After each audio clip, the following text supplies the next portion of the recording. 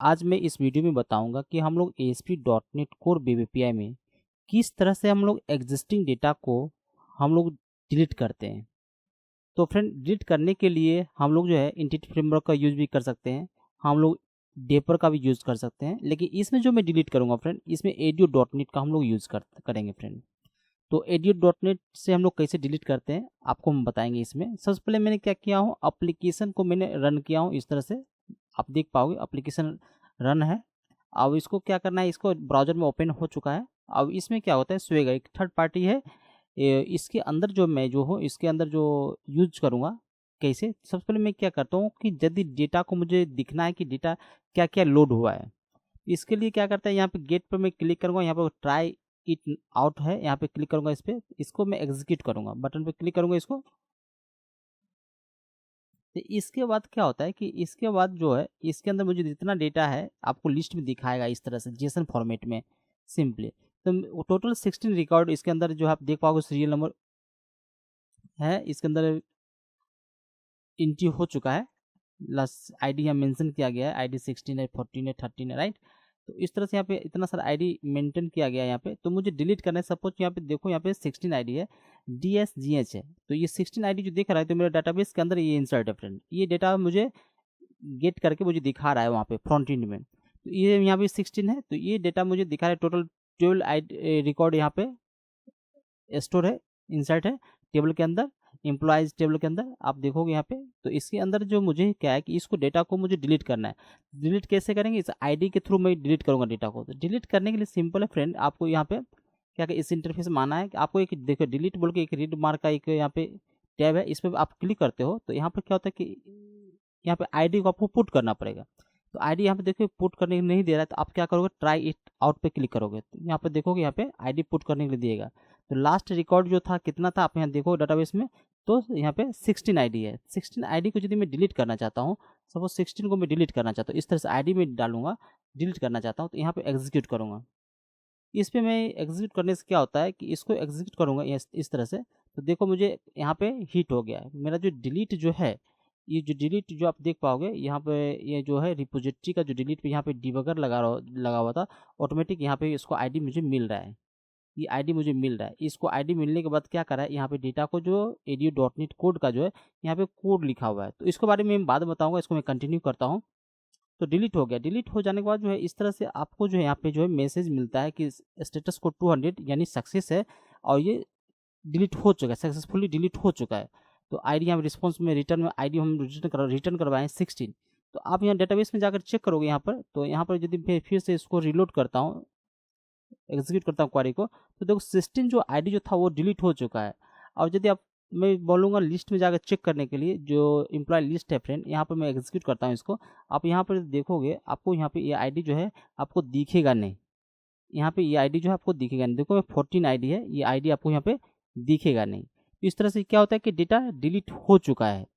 इसके बाद मुझे जाना है, आपको मैं कोड में दिखाता हूँ कोड ये काम कैसे करता है।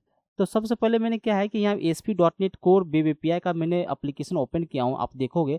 सबसे पहले मैं जाता हूँ कंट्रोलर के अंदर, एम्प्लॉय कंट्रोलर है, इसके अंदर जाना है। सिंपली मैं यहाँ पर क्या क्या एक एक्शन मेथड बनाना पड़ता है। यदि आप यदि आप एक ऑपरेशन के लिए एक ऑपरेशन करना चाहते हो, डिलीट करना चाहते हो, इंसर्ट अपना करना चाहते हो, कोई भी कट ऑपरेशन आप करना चाहते हो, तो इसके लिए आपको क्या होता है, सभी का सेपरेट एक क्या होता है, आपको एक एक्शन मेथड बनाना पड़ता है। जैसे मुझे डिलीट करना है, डिलीट करने के लिए क्या होता है कि मुझे एक एक्शन मेथड बनाना पड़ेगा, और इसके बाद मुझे इसके अंदर जो है फ्रेंड जो है ये HTTP डिलीट आपको बोलना पड़ेगा, यहाँ पे लिखना पड़ेगा। तो HTTP जो डिलीट जो है HTTP वर्ब है, इसको आपको मेथड को यूज़ करना पड़ेगा। इसके अंदर यहाँ पे जो है कस्टम URL आपको दे सकते हो, जो URL में आपको मिलेगा, ब्राउजर के URL में आपको मिलेगा। एम्प्लॉय डिलीट जो अंडरस्टैंडिंग होना चाहिए कि ये क्या चीज़ का ये लिखा गया URL, क्या क्या चीज़ के लिए URL लिखा गया है। तो एम्प्लॉय डिलीट से समझ में आ जाता है कि एम्प्लॉय को डिलीट करने का URL, इसके अंदर आईडी एक पैरामीटर पास करना पड़ेगा।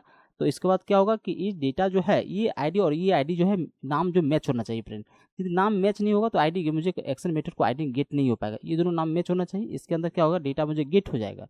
गेट हो जाने के बाद फ्रेंड होता क्या है कि मैं इस आईडी को चेक करता हूँ, यदि ये जीरो रहता है, ये आईडी यदि जीरो रहता है तो मैं उसको बोल दूँगा employee ID is not valid, मतलब कि वैलिड नहीं है, क्योंकि जीरो बोल के कोई आईडी मुझे डाटाबेस के अंदर इंसर्ट नहीं है, तो इसको इनवैलिड करके इसको मैं क्या करूँगा, इनवैलिड बता दूंगा इसको। तो यदि जीरो नहीं है, ग्रेटर देन जीरो है, तो इसको मैं क्या करूँगा, इस ये जो अंडरस्कोर एम्प्लॉय सर्विस जो है एक रेफरेंस है, इसके अंदर मेथड को यूज़ किया गया, इसके अंदर आईडी को मैं भेज रहा हूँ। ये मेथड, ये जो रेफरेंस किसका रेफरेंस, इसके बारे में जानते हैं। सबसे पहले क्या होता है कि ASP.NET कोर वेब एपीआई में मैं क्या करता हूँ फ्रेंड, हम लोग लेयर वाइज हम लोग वर्क करते हैं। तो आप लोग को पता होगा कि यहाँ पे बिजनेस लॉजिक बना हुआ रहता है, डाटा एक्सेस लेयर में बनाया हूँ, सेपरेट है। यदि कुछ भी डाटाबेस में यदि कुछ भी इंसर्ट अपडेट डिलीट करना रहता है, तो इसके लिए मुझे सारा ऑपरेशन डाटाबेस का जितना भी इंसर्ट अपडेट डिलीट का जो है कोड मुझे डाटा एक्सेस लेयर के अंदर हम लोग लिखते हैं। और BL जो होता है बिजनेस लॉजिक लेयर, यहाँ पे कुछ भी बिजनेस रिलेटेड कुछ लॉजिक इंप्लीमेंट करना होता है ना, या वैलिडेशन मुझे चेक करना होता है, वैलिडेशन लगाना होता है किसी चीज़ के ऊपर, तो मैं BL के अंदर जो मैं कोड लिखता हूँ, सर्विस बनाता हूँ, उसके अंदर हम लोग क्या करते हैं, उस कोड को हम लोग लिखते हैं। तो क्या होता है कि कंट्रोलर डायरेक्ट जो डाटा एक्सेस लेयर के साथ जो हम लोग कम्युनिकेट नहीं करते हैं, तो इसके साथ क्या कम्युनिकेट होता है, BLL में जो मैंने सर्विस बनाया है आई एम्प्लॉय सर्विस, उसको यहाँ पे एक रेफरेंस क्रिएट किया गया है। आप लोगों को पता है कि ASP.NET कोर वेब एपीआई में क्या होता है, ASP.NET कोर में क्या होता है, ऑलरेडी इनबिल्ट डिपेंडेंसी इंजेक्शन होता है। तो इसके डिपेंडेंसी इंजेक्शन को हम लोग यूज़ करने के लिए क्या करते हैं कि एक ये जो एम्प्लॉय कंट्रोलर है उसका एक कंस्ट्रक्टर क्रिएट करते हैं। हम लोग कंस्ट्रक्टर के थ्रू क्या करते हैं, डिपेंडेंसी इंजेक्शन को हम लोग यूज़ करते हैं। यहाँ पे आप देख पाओगे, यहाँ पर क्या होता है, इसका मैं रेफरेंस क्रिएट किया, यहाँ पे डेटा को मैं क्या कर रहा हूँ, गेट कर रहा हूँ, इस तरह से इस रेफरेंस में क्या कर रहा हूँ, डेटा को लोड कर रहा हूँ। इसके बाद आप देखोगे फ्रेंड, इस तरह से हम लोग यूज़ करते हैं। और इसी तरह हम लोग क्या करते हैं, कंस्ट्रक्टर के थ्रू क्या करते हैं, डिपेंडेंसी इंजेक्शन हम लोग यूज़ करते हैं।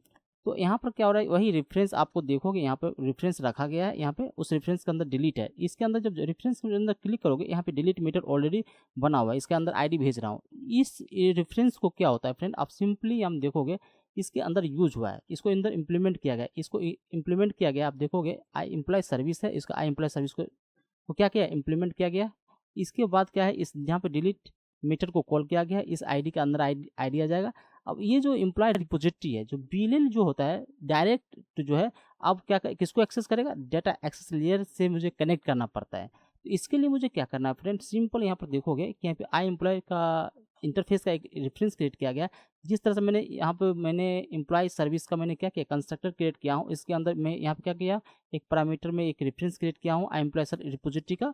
उसके अंदर फिर क्या किया, डेटा को क्लास मेंबर जो एम्प्लॉय सर्विस का रिपोजिटरी है इंटरफेस का, उसको इनिशियलाइज कर दिया इससे।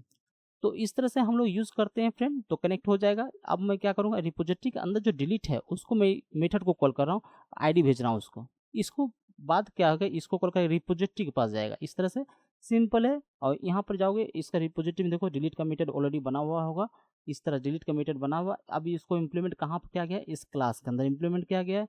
आप देखोगे यही जो डिबगर लगा हुआ था, इसको यहाँ पे कैच किया था उस समय, जिस समय मैं हिट किया था, डिलीट पे क्लिक किया, तो यहाँ पे मेरा डिबगर लगा, तो यहाँ पे कैच किया था। तो अब देखो यहाँ पे क्या होता है कि यहाँ मैंने और भी एक क्या किया है कि FDB कॉन्टेक्स्ट क्लास को मैंने यूज़ किया फ्रेंड। FDB कॉन्टेक्स्ट को मैंने यूज़ करके इसका जो है एक रेफरेंस क्रिएट किया है। यहाँ पे मैंने कंस्ट्रक्टर के अंदर जो है इस रेफरेंस को मैंने क्रिएट किया है DB कॉन्टेक्स्ट का, उसका क्लास जो रेफरेंस है उसको इनिशियलाइज कर रहा हूँ यहाँ से। इस तरह से आप लोग भी करोगे। इसमें डेटा लोड, इसमें डेटा क्या, इसका मतलब क्या होता है, आप सिंपली आप समझोगे। DB कॉन्टेक्स्ट के अंदर जब जाओगे हम, DB कॉन्टेक्स्ट डेटा के अंदर मैंने असाइन किया है, जहाँ पे कनेक्शन स्ट्रिंग मेरा जो डिफाइन होता है।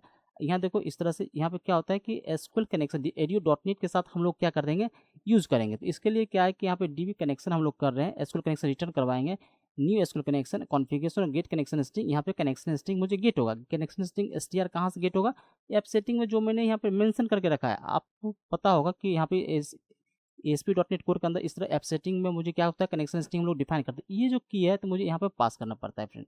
इससे क्या होगा, मुझे रिपोजिटरी के अंदर जब भी जाऊँगा इसको यूज़ करूँगा, तो कनेक्शन स्ट्रिंग मुझे फ्रेंड हो जाए, क्या होता है, मुझे मिल जाएगा। तो इसके अंदर जाना है।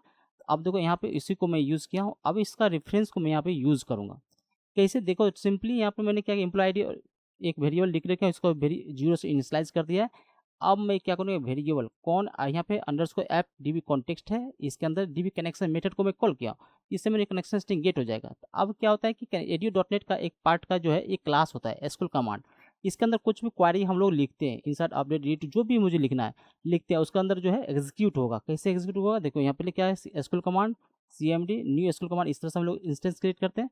इसके अंदर 2 पैरामीटर पास, एक सेलेक्ट क्वारी मुझे जाना है, एक क्वारी जाएगा इनलाइन क्वारी, और उसके बाद जो कनेक्शन स्ट्रिंग का जो ऑब्जेक्ट ये वेरिएबल है ये मुझे कनेक्शन स्ट्रिंग भेजना पड़ता है। डाटाबेस का जो कनेक्शन स्ट्रिंग होता है, सर्वर का जो इन्फॉर्मेशन होता है इसके साथ मुझे भेजना पड़ता है। उसके बाद क्या होता है, ये आईडी जो यहाँ पे जो @id जो गया ये कहाँ से मिला मुझे, cmd parameters dot add with value आपको इस तरह से लिखना पड़ेगा। यहाँ पे ABCD जो लिखोगे वहाँ पे आपको यहाँ पे मेंशन करना पड़ेगा के साथ। यहाँ पे आईडी है, ये आईडी जो फ्रेंड है ये आईडी यहाँ पे आया, इसको भेज रहा हूँ। तो ये पैरामीटर यदि आपको भेजना है इस इनलाइन क्वारी के साथ, आपको इस तरह से आईडी को आपको डिक्लेयर करना पड़ेगा, इस तरह से आईडी आपको मेंटेन करना पड़ेगा। किसके साथ, cmd parameters add with value, इस मेथड को आपको यूज़ करना पड़ेगा फ्रेंड। इस चीज़ को ध्यान रखना है। यदि 2 आईडी रहता, 3 आईडी रहता, 3 बार इसको हम लोग लिखते, इस तरह से आईडी हम लोग मेंशन करते 3 लाइन में, और उस आईडी को यहाँ पे एंड लगा के हमें इनलाइन क्वारी के साथ मुझे सेंड कर देते। इनलाइन क्वारी के साथ हम लोग क्या करते हैं, सेंड कर देते हैं। इसके बाद क्या होता है फ्रेंड, सिंपल यहाँ पर क्या होता है कि ओपन करते हैं, कनेक्शन को ओपन किया मैंने, आप क्या कर रहे हो यहाँ पे एग्जीक्यूट नन क्वारी, इस मेथड को यूज करने का मतलब है cmd में जो भी मैंने क्वारी लिखा है उसको नन एग्जीक्यूट नन क्वारी करेगा।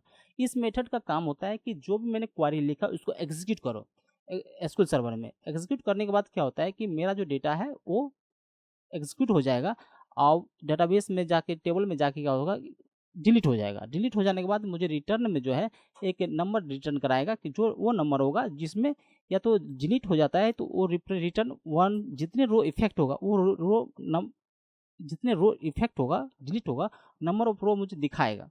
तो यदि वो नंबर ऑफ रो 0 से बड़ा होता है, तो सपोज तो नंबर ऑफ 0 से बड़ा होगा तो एक रो यदि डिलीट होता है, एक रो मुझे रिटर्न करेगा। तो यानी 0 से बड़ा होता है तो मुझे इसके अंदर क्या करेंगे, इस वेरिएबल के अंदर मैं आईडी को, इसी आईडी को मैं रिटर्न करवा लूँगा।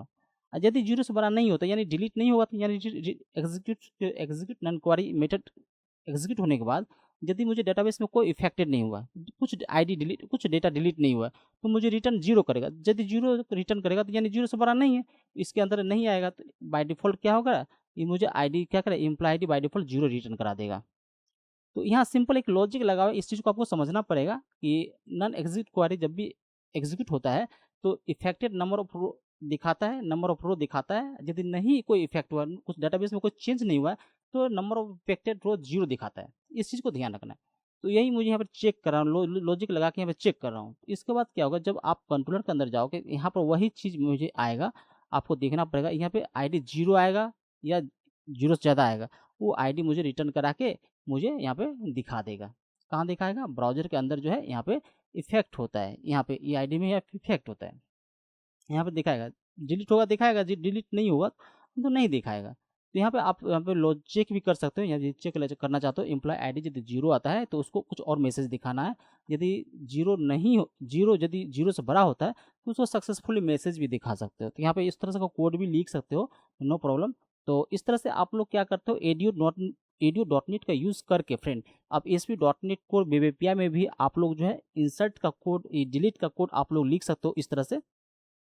फ्रेंड यदि आपको ये वीडियो यदि पसंद आया तो प्लीज़ आप चैनल को सब्सक्राइब करें, वीडियो को लाइक करें फ्रेंड।